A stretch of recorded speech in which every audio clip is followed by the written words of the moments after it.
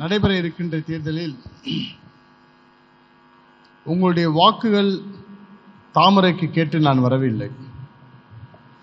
நிச்சயம் நீங்கள் தாமரைக்கு வாக்களிப்பீர்கள் என்பதில் எனக்கு எந்தவித ஐயமும் இல்லை.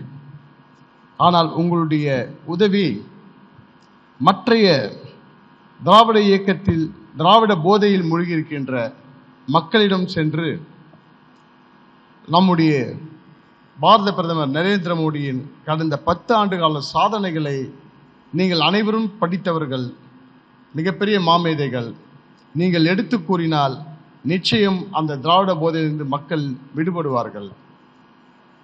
அதை நீங்கள் இந்த முறை நரேந்திர மோடி 400 நாடாளுமன்ற உறுப்பினர்களை வெற்றி பெற வேண்டும் லட்சியத்தில் இருக்கிறார்.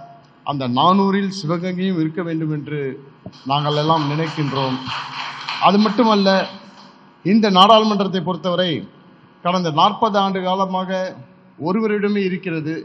அதுவும் தவறில்லை. ஆனால் 40 ஆண்டு காலம் அவர் ஒரு வேலையும் செய்யாமல் இந்த பாராளுமன்றத்தை பின்தங்கி வைத்துள்ளார். ஒரு தொழிற்சாலை கிடையாது. இங்கே இருக்கின்ற இளைஞர்கள் மைக்ரேட் ஆகி வெளிநாடுகளுக்கு லட்சமான இளைஞர்கள் சென்று கொண்டிருக்கிறார்கள். அதனுடைய பாதிப்பு தான் இங்கிருந்த ஒரு பகுதி, இளையாங்குடி என்ற தொகுதி மக்கள் தொகை கம்மியாக இருந்தால் அது பிரிக்கப்பட்டுள்ளது. எனவே புதுக்கோட்டை மாவட்டத்திலிருந்து 2 தொகுதியை நாம் வாங்கியிருக்கிறோம். ஒரு நாடாளுமன்றத்துக்கு 6 தொகுதி என்பதற்காக. ஆக ஒரு சட்டமன்றத்தையே இழந்திருக்கிறது இந்த தொகுதி. மரியாதைக்குரிய முன்னாள் உள்துறை அமைச்சர், முன்னாள் மத்திய நிதி அமைச்சருடைய திறமையினால். அவருக்கு பிறகு வந்த அவர் மகனும் இந்த பாராளுமன்ற தொகுதியை எட்டியே பார்க்கவில்லை என்பது ஊரறிந்த விஷயம். அது ஒரு ரகசியமே கிடையாது. இந்த விஷயத்தெல்லாம் மக்களுக்கு தெரியும். மக்கள் எல்லாம் கோபத்தில் இருக்கிறார்கள். ஆனால் as a politician I know, இப்போ எல்லாம் பேசிட்டே இருப்பாங்க. ஆனால் அந்த கடைசி 4 நாள் இருக்கு இல்லைங்களா, அந்த 4 நாட்கள் தான் மிகப்பெரிய சதி நடக்கும் திராவிட இயக்கங்கள். அந்த 4 நாட்கள் தான். இப்பொழுதெல்லாம் நம்மளை விட்டுருவாங்க. நம்ம பேசுவோம், மக்கள் நம்மை அமோகமாக வரவேற்பார்கள், அவர்களிடம் கேள்வி கேட்பார்கள். அதையெல்லாம் எடுத்து நாங்கள் தொலைக்காட்சியிலே போடுவோம், செய்தித்தாளிலே வரும்.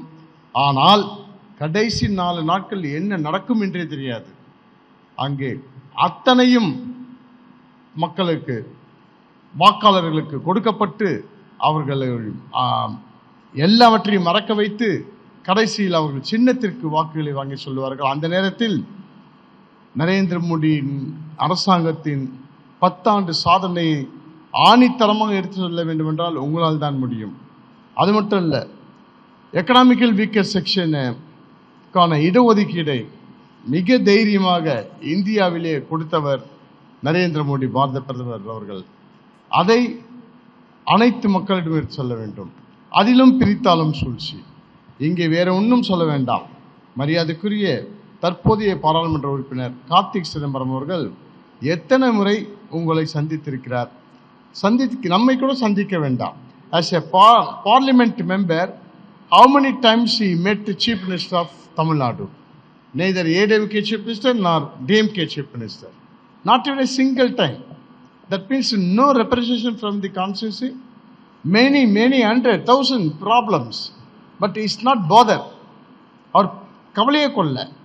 அவர் அதை மீறி லாஸ்ட் 3 இயர்ஸாக அவருடைய கூட்டணி, அவருடைய ஒட்டு உறவோடு கடந்த 10 ஆண்டுகளாக பயணிக்கின்ற அந்த கூட்டணி, 10-20 ஆண்டுகளாக பயணிக்கின்ற கூட்டணி, அந்த கூட்டணியில் இருக்கின்ற நண்பர்கள் 3 அமைச்சர்கள் இங்கே இருக்கிறார்கள். அந்த 3 அமைச்சர்களை சந்தித்து இந்த தொகுதிக்காக ஏதாவது கேட்டிருக்கிறாரா? தொகுதியை பற்றி சிந்திப்பதே இல்லை. தொகுதியை பற்றி ஞாபகமே கிடையாது. அவருக்கு ஞாபகம் வருவதெல்லாம் பாராளுமன்ற தேர்தல் அறிவிக்கும் போது மட்டும்தான் அவர் இங்கே வருவார். மற்ற நேரத்தில் நான் கூட விளையாட்டாக கூறுவேன், நானும் சென்னையில் பிறந்தேன், அவரும் சென்னையில் பிறந்திருக்கிறார். ஆனால் அவர் தாத்தாவோட ஊர் இது. ஆனால் அவர் இங்கே சிவகங்கை வந்ததை விட, பிறந்ததிலிருந்து அவர் சிவகங்கை வந்ததை விட நான் நிறைய முறை வந்திருக்கிறேன். நிறைய நிகழ்வுகள், நிறைய கூட்டங்கள்.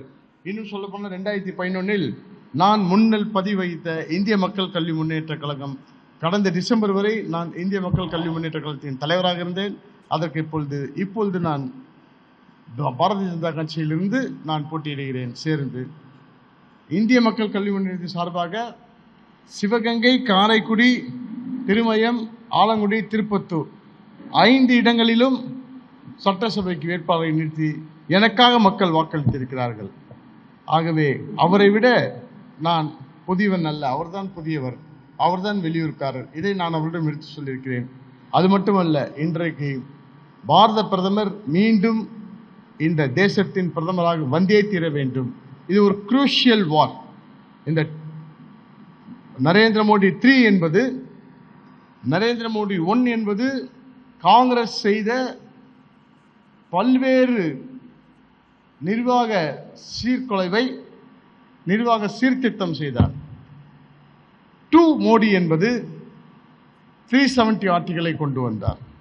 கொண்டு வந்து காஷ்மீரில் இருக்கின்ற தீவிரவாதத்தை முழுவதுமாக ஒழித்தார். இடபிள்யூஎஸ் கொண்டு வந்தார். பல ஆண்டுகளான இயக்கம், பல ஆண்டுகளான சலுகை பெற முடியாமல், அதிலும் சில குழப்பங்கள். Schedule cost, schedule try, OBC, அதற்கு பிறகு ஓசி என்று தான் இருக்கிறது ஒழிய ஃபார்வர்டு கம்யூனிட்டி ஒன்று நம்முடைய அரசியல் சட்டத்தில் இல்லை. தவறான புரிதல் என்பதை விட தவறாக திராவிட இயக்கங்கள் மக்களிடம் எடுத்து சென்றது ஃபார்வர்டு கம்யூனிட்டி என்று. அப்படி ஓப்பன் கம்யூனிட்டியில் இருக்கிறவர்களுக்கு 10% இடஒதுக்கீடை கொடுத்தவர் நரேந்திர மோடி அவர்கள். இதையும் எடுத்து சொல்ல வேண்டும். அது மட்டுமல்ல, நிர்வாக சீர்திருத்தம், டிஜிட்டல் இந்தியா. இன்றைக்கு டிஜிட்டல் இந்தியாவை அறிமுகப்படுத்திய போது உங்களுக்கெல்லாம் தெரியும், நீங்கள் எல்லாம் நிச்சயம் பார்த்திருப்பீங்கள். இந்த பாராளுமன்றத்தின் உறுப்பினராக இருந்த மரியாதைக்குரிய, அப்பொழுது அவர் இங்கே பாராளுமன்ற உறுப்பினர் அல்ல, ராஜ்யசபா உறுப்பினராக இருந்தார். அவர் பேசுகிறார், மரியாதைக்குரிய Chidambaram, digital India, how it is possible. அந்த டாக்ஸ் பெரிய வைரல் ஆச்சு. how it is possible. ஒரு காய்கறி போனீங்கன்னாக்கா 10 ரூபாய் 20 பைசா, இட் இஸ் பாசிபிள் அப்படின்னு பார்லிமெண்ட்ல கேட்டார். பிரைம் மினிஸ்டர் சிரிச்சிட்டே இருந்தார். இன்னைக்கு நம்பர் 1 டிஜிட்டல் இந்தியான்னு ப்ரூவ் பண்ணி, is not intelligent, is a fool, is making fool to others, showing as intelligent அப்படிங்கிறத அவருடைய ஸ்மைலே காமிச்சிருக்காரு. Everything failure by Congress, not only everything failure, it's hidden agenda, it's bigger. After independent India, this country divided from various part of portions. Of course, we gave Pakistan, East Bengal now became Kilak Vangalam, now that Pakistan. Previously it was from us, divided Afghanistan, Burma. That is British European made a conspiracy. The same conspiracy now the Congress, Indian Nation Congress, they are talking. No, it is a Italian Nation Congress. It's a present our here parliamentary member supporting that Congress. They are talking about the freedom of the India. அதிலும் பர்டிகுலராக சிவகங்கை பாராளுமன்றம் சுதந்திர போராட்டத்தில் மிகப்பெரிய பங்கு வச்சிருக்கு. அதை எல்லாம் மறைத்தார்கள். நமக்கு அக்பரை பற்றி நான் பல மீட்டிங்கில் சொல்லியிருக்கிறேன். முகலாய பேரரசுகளை ஒருவர் விடாமல் நமக்கு தெரியும், நம்முடைய பாடப்புத்தகங்கள் இருக்கிறது. ஆனால் வேலுநாச்சியாரை தெரியாது, ராஜராஜ சோழனை தெரியாது, பெரும்பிடுகு முத்திரையரை தெரியாது, மருது சகோதரனை தெரியாது, சுப்பிரமணிய பாரதியை தெரியாது, வஉசியை தெரியாது, வாஞ்சிநாதனை தெரியாது. இன்னும் ஒரு படி மேலே போய் கடந்த 2004 to 2014 ஆட்சி கட்டங்களில் தூத்துக்குடியில் நாங்களெல்லாம் வாஞ்சிநாதனுக்காக அங்கே நாங்கள் அவருக்கு மாலை அணிவித்து மரியாதை செலுத்தும் போது சில கூட்டங்கள் ஆஷ்துரையை கொண்டாடுகிறார்கள். அந்த அளவுக்கு திராவிட இயக்கங்கள் மக்களிடம் மதிமயக்கி வைத்திருக்கிறார்கள். இது ஊழல் மட்டுமல்ல, இந்த நாட்டை சுரண்டுவது மட்டுமல்ல, இந்த நாட்டை மீண்டும் ஐரோப்பிய சக்திகளும் மதமாற்ற சக்திகளும் ஒப்படைப்பதற்காக இவர்கள் செய்கின்ற சதிதான். அது எதுவுமே ரகசியம் கிடையாது அவர்களிடம். ஆனால் மக்களுக்கு ஒன்று தெரியவில்லை, வாக்கின் வலிமை தெரியவில்லை. அதை நீங்கள் எடுத்து சொல்ல வேண்டும். அதற்காக தான் பரமேஸ்வரர் கூப்பிட்டவுடன் நிச்சயம் உங்களை சந்திக்கிறோம். நீங்கள் உங்களை சந்தித்து இந்த பிரச்சனை, உங்களுக்கு நிறைய பணிகள் இருக்கிறது, நீங்கள் சாதாரணமாக எந்த பிரச்சனைக்கு வரமாட்டீர்கள். எது வந்தாலும் ஆண்டவன் பார்த்துப்பான், பெருமாள் பார்த்துப்பான், சிவன் பார்த்துப்பான்னு போயிடுவீங்க. ஆனால் இப்போ அப்படி இல்லை. நீங்கள் தான் பார்க்கணும், நீங்கள் தான் ஒவ்வொரு வீடாக சொல்லணும். அங்கங்கே கூட்டம் போட்டு தென்னை சத்திரம் போட்டு தாமரைக்கு வாக்களிக்க வேண்டும். தாமரைக்கு வாக்களித்து தேசம் காப்பாற்றப்பட வேண்டும். தேசம் காப்பாற்றினா தான் நம்ம நிம்மதியாக இருக்க முடியும். கண்ணால் பார்க்குறோம் உக்ரைன் எப்படி சீரழிந்து கிடக்குன்ட்டு, கண்ணால் பார்த்தோம் லெபனான், நம்முடைய காலத்திலே பார்த்தோம் ஈராக், ஈரான் எல்லாமே சீரழிந்து கிடக்கு. ஆப்கானிஸ்தான் மிகப்பெரிய தோல்வி. இன்னைக்கு பாகிஸ்தான் எப்படி இருக்கு, இன்னைக்கு ஸ்ரீலங்கா எப்படி இருக்கு. ஆகவே இந்த தேசத்தின் நிர்வாகம் மட்டுமல்ல, உலகளவில் நம்முடைய பொருளாதாரத்தை வளர்ச்சி அடைத்ததும் நம்முடைய இந்தியாவின் தீவிரவாதத்தை குறைத்து வேறறுத்தது நரேந்திர மோடி அவர்கள்.